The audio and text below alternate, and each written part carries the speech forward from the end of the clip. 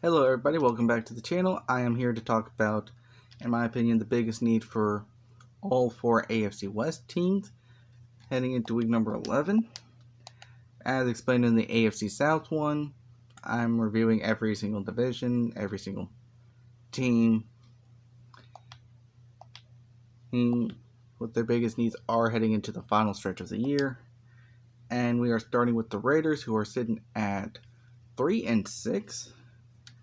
And the Raiders do have some draft picks, and maybe they can try to build a little bit of a better team around Jamarcus Russell. I mean, right now they've got Nnamdi Asomugha, their best defensive player, and he's somewhat interested in rejoining the Raiders. Thing is, a losing culture right now is not something a star player like him would want to surround himself with. I mean, they've got $35 million in the cap room, so free agency should be interesting to sign for them. But yeah, if they were to actually try, I feel like they could probably make a few big moves, but that's probably about it. The next team would shock a lot of people in the year 2025, but it's currently the Kansas City Chiefs, sitting at 4-5 right now in the AFC West. They started off well. Thing is, they need some better quarterback play, because Damon, he did not really do all that well when Trent Green went down. Because I mean, in the games he started, he's thrown 581 yards, 5 touchdowns, 8 interceptions, with a 49.2 completion percentage, which is not something you would really want to see out of your backup quarterback. And Brody Croyle stepped in for a game, and he already matched his total number of yards from last season at 23. 3 pass attempts, 3 out of 5 for 60% completion.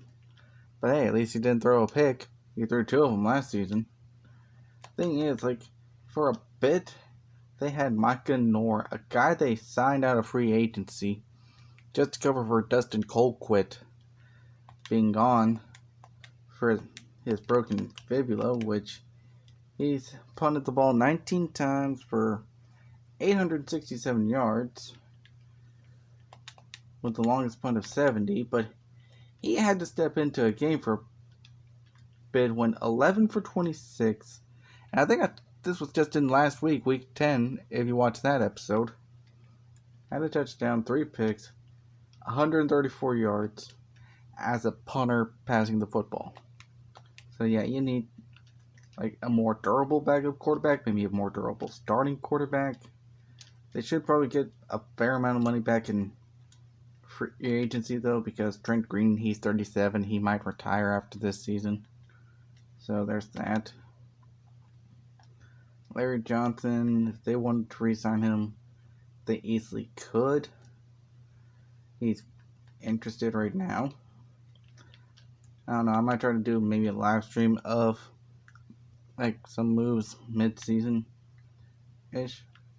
I mean, the Chiefs definitely need a wide receiver. I mean, yeah, you've got Eddie Kennison, Dwayne Bowe, Sammy Parker, Rod Gardner, Tony Gonzalez, probably one of the best one of the 2 best tight ends of the 2000s. Arguably probably top 5 tight end of all time. That's a fun debate. What they definitely need is to protect. Let's get probably a better left tackle, because Damian McIntosh, 79 overall, probably not your best option. They just probably need to improve the tackles, because Chris Terry is 78 overall, also not your best either. Maybe work a little bit on the defense a little bit as well. We got Patrick Surtain and Ty Law, But after that, you got a 73 and a 69.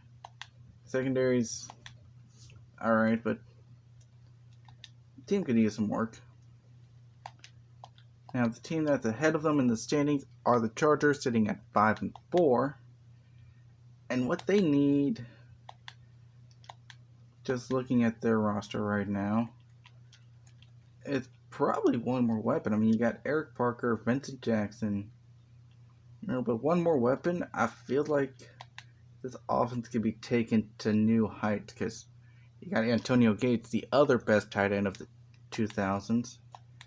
Now you got a pretty good offensive line blocking Phillip Rivers. Pretty good defense. You got Sean Merriman at a 99. Al Wilson leading the middle linebacker core with Matt Wilhelm sitting right there. You got Sean Phillips on the other side. You got Quentin Jammer, Antonio Cromartie. You got Marlon McCree, Eric Weddle as a rookie. Nate Kading, you got, of course, Phillip Rivers, LT, Michael Turner, Darren Sproles. There's so many good pieces. I feel like just one more that could easily put them in the playoffs. And I'm not saying that their weapons aren't bad.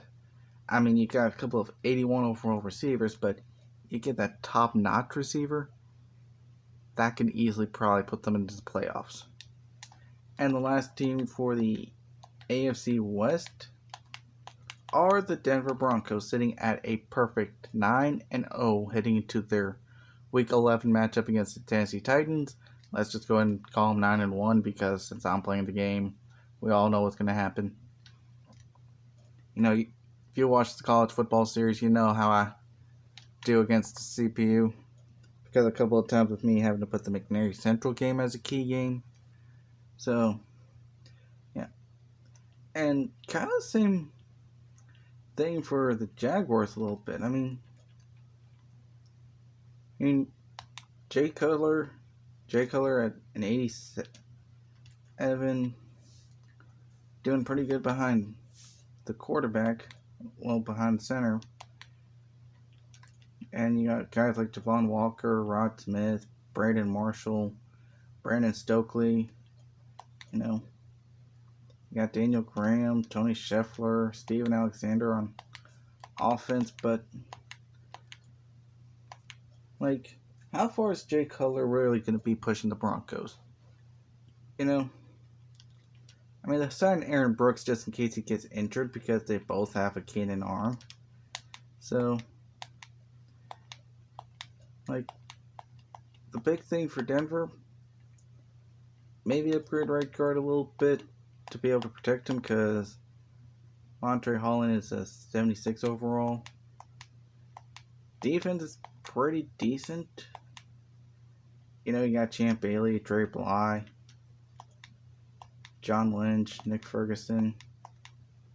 So they got a pretty good team. They just need to maybe get a little bit better on offense. I mean, Rod Smith, he might retire after this season. He's also at age 37. I don't know what's going to be the result for Brandon Stokely. I mean, 1 year left on the contract. If they wanted to re-sign him, they could. He's very interested in joining Denver, and staying in Denver. But, time will tell. But that's it for our AFC West review, and I will see you all next time.